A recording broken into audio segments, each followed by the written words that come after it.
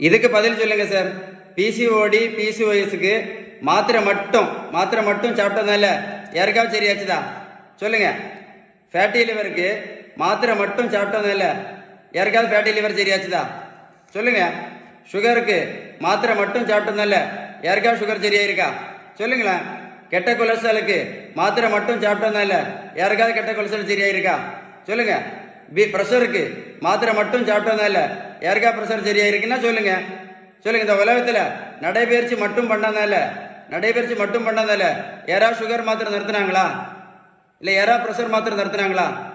இல்லை கெட்ட கொலஸ்ட்ரால் மாத்திரை நிறுத்தினாங்களா? இல்லை ஃபேட்டி லிவர் மாத்திரை நிறுத்தினாங்களா? இல்லை தைராய்டு மாத்திரை நிறுத்தினாங்களா சொல்லுங்க. இல்லை பிசிஓடி மாத்திரை நிறுத்தினாங்களா? இல்லை யாராவது இன்சுலின் நடத்தினாங்களா?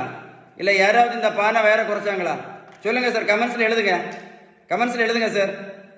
நாவல் பழம், கிரீன் டீ, இது வெந்தயம், கரிஞ்சீரகம், நெல்லிக்காய் ஜூஸு, கருவேப்பிலை, கொய்யா இலை, ஆவாரம்பூ இதெல்லாம் சாப்பிட்டதுனால யாராவது சுகர் மாத்திரை நிறுத்தினாங்களா?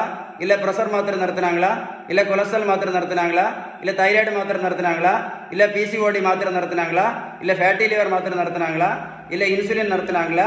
இல்லை யாரும் அந்த பானை வேற குறைச்சாங்களா? நல்லா கேட்டுக்கிடுங்க.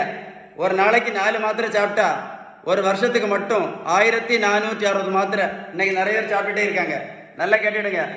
சுகர், ப்ரெஷர், கெட்ட கொலஸ்ட்ரால், பிசிஓடி, பிசிஓஎஸ், ஹார்மோன் பிரச்சனை, மாதவிடாய் பிரச்சனை, ஃபேட்டி லிவர், உடல் பருமன், இது எல்லாத்துக்கும் ஒரே ஒரு காரணம் தான் இருக்கு. அதுதான் இன்சுலின் ரெசிஸ்டன்ஸ்.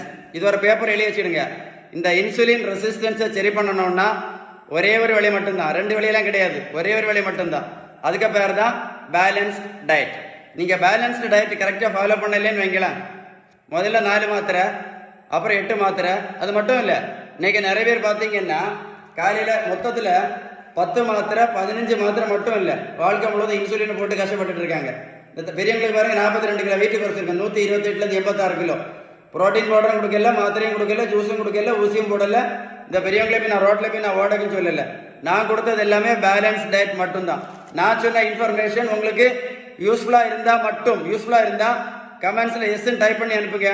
உங்களுக்கு இந்த வீடியோவை லைக் பண்ண விருப்பம் இருந்தால், இல்லை உங்களுக்கு யாருக்காவது உதவி பண்ணணும், இல்லை ஹெல்ப் பண்ணணும் அப்படின்னு உங்களுக்கு மைண்டில் தோணுச்சுன்னா இந்த வீடியோ ஷேர் பண்ணுங்கள்.